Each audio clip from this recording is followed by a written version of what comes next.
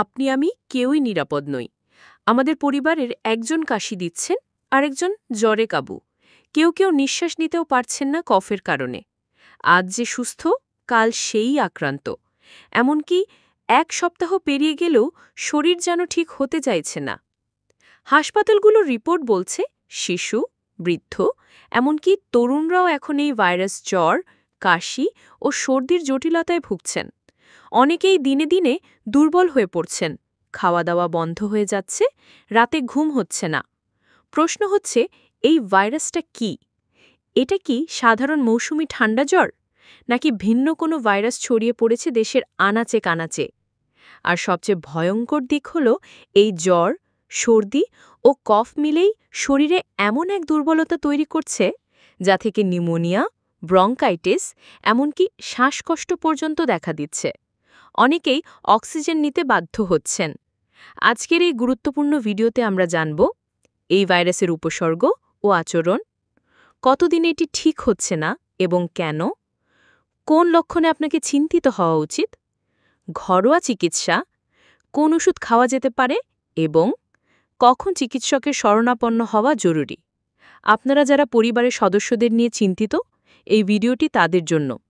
নিজের জন্য, সন্তানদের জন্য, বাবা মায়ের জন্য দয়া করে পুরো ভিডিওটা মনোযোগ দিয়ে দেখুন। কারণ সময় এখন সতর্ক হওয়ার, ভয় নয়, জ্ঞান দিয়েই এই ভাইরাস মোকাবেলা করতে হবে। বাংলাদেশের বর্তমান পরিস্থিতি। সারা বাংলাদেশে এখন ভাইরাল ইনফেকশনের প্রকোপ বেড়ে গেছে।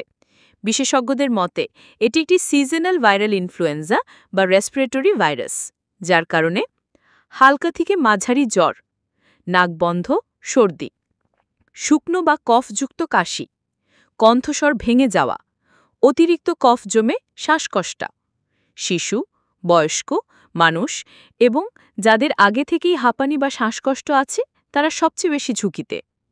2025 সালে ভাইরাসজনিত জ্বর, শ্বাসকষ্ট ও ডেঙ্গুর বর্তমান চিত্র। ডেঙ্গু সংক্রমণ ও মৃত্যু।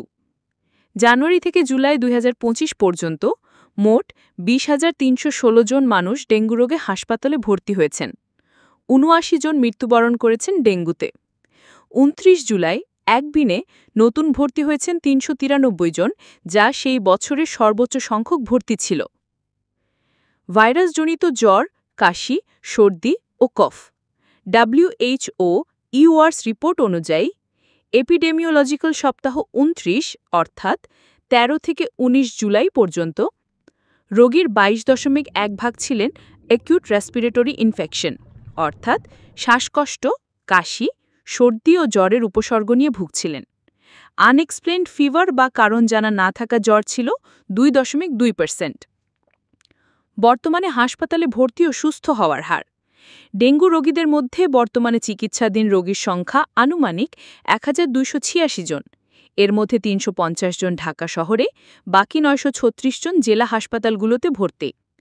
আগে সুস্থ হয়ে বাড়ি ফিরেছেন প্রায় 9,887 জন জানুয়ারি থেকে জুন পর্যন্ত। সহজ ভাষায় বললে 20,000-এর বেশি মানুষ ডেঙ্গুতে হাসপাতালে ভর্তি হয়েছেন 2025 সালে, যার মধ্যে 79 জন মারা গেছেন। প্রতি 5 জনের মধ্যে একজন হাসপাতালের রোগী শ্বাসতন্ত্রের ভাইরাসে আক্রান্ত অর্থাৎ গলা ব্যথা, কাশি, শ্বাসকষ্ট বা জ্বর রয়েছে। হাসপাতালগুলোতে এখন ফ্লু কর্নার চালু রয়েছে, যেখানে এই ধরনের রোগীদের দ্রুত দেখানো হয়। কেন 7 দিনেও জ্বর যাচ্ছে না? এই ভাইরাসটি শরীরের ইমিউন সিস্টেমের ওপর নির্ভর করে কবে ঠিক হবে। অনেকে 3 দিনে ভালো হয়ে যাচ্ছেন, আবার অনেকে 7-10 দিনেও সুস্থ হচ্ছেন না। কারণ অতিরিক্ত ধুলাবালি ও দূষণ, শরীরের রোগ প্রতিরোধ ক্ষমতা দুর্বল, ভুল ওষুধ ব্যবহার বা অসম্পূর্ণ চিকিৎসা, ঘরে বিশ্রাম না নেওয়া। কফ জমে গেলে শ্বাসকষ্ট হয় কেন? কফ যখন ফুসফুসে বা গলায় জমে যায় তখন বাতাস সহজে প্রবেশ করতে পারে না। এতে বুক ভারী লাগে, শ্বাস নিতে কষ্ট হয়। অনেকেই ভাবেন এটি অ্যাস্থমা, কিন্তু এটি ভাইরাল কফজনিত শ্বাসকষ্টও হতে পারে। সময়মতো ব্যবস্থা না নিলে নিউমোনিয়াও হতে পারে। বর্তমানে বাংলাদেশে যে জ্বর, কাশি ও কফ জমার সমস্যা চলছে সেটি সাধারণত ভাইরাল ইনফেকশন বা সিজনাল ফ্লু বা ইনফ্লুয়েঞ্জা টাইপের হচ্ছে। বেশিরভাগ ক্ষেত্রে এটি অ্যান্টিবায়োটিক ছাড়াই ভালো হয়ে যায়। তবে উপসর্গ অনুযায়ী কিছু ওষুধ খাওয়া যেতে পারে চিকিৎসকের পরামর্শ সাপেক্ষে। এখানে কিছু সাধারণত ব্যবহৃত ওষুধের নাম দিলাম উপসর্গ অনুযায়ী। জ্বর থাকলে প্যারাসিটামল 500 বা 650 মিলিগ্রাম, যেমন নাপা, এস, রিসেট অথবা রেনোভা, প্রতি 6 থেকে 8 ঘন্টা পরপর তাপমাত্রা ও ব্যথা অনুযায়ী। সর্দি বা নাক দিয়ে পানি পড়লে ফেক্সোফেনাডিন, যেমন ফেক্সো, অ্যাক্সোফেন, ফেনডিন বা ফেনোফেক্স, রাতে ঘুমের আগে 1 ট্যাবলেট। কাশি ও কফ জমে গেলে অ্যামরক্সিল সিরাপ অর ট্যাবলেট, দিনে 2 থেকে 3 বার খাওয়া যায়। স্টিম ইনহেলেশন বা গরম পানির ভাপ দিনে 2 বার কফ বের হতে সাহায্য করে। শ্বাসকষ্ট বা বুক ভার লাগলে সালবুটামল ইনহেলার বা নেবিউলাইজার, যদি আগে থেকে হাঁপানি থাকে মন্টেলিউক্যাস্ট, যেমন মোনাস, লুমানা, এরন বা মোনোক্যাস্ট ইত্যাদি, এটি রাতে 1 ট্যাবলেট খাওয়া যায় চিকিৎসকের পরামর্শে। কফে দুর্গন্ধ, হলুদ বা সবুজ রং, এটি হচ্ছে সেকেন্ডারি ইনফেকশন। কফে দুর্গন্ধ, কফ হলুদ বা সবুজ রং হলে তখন অ্যান্টিবায়োটিক লাগতে পারে, যেমন অ্যাজিথ্রোমাইসিন 500 মিলিগ্রাম বা জিম্যাক্স 500 মিলিগ্রাম বা আজিসিন 500 মিলিগ্রাম, দিনে একবার 3 থেকে 5 দিন। সেফোরক্সেম, যেমন সেফোব্যাক, সেফোটিল, সেফোক্লাভ অথবা ক্ল্যাভোসেফ, দিনে 2 বার চিকিৎসকের পরামর্শে। অবশ্যই ডাক্তার দেখে শুরু করবেন, অ্যান্টিবায়োটিক নিজে থেকে খাওয়া ঠিক নয়।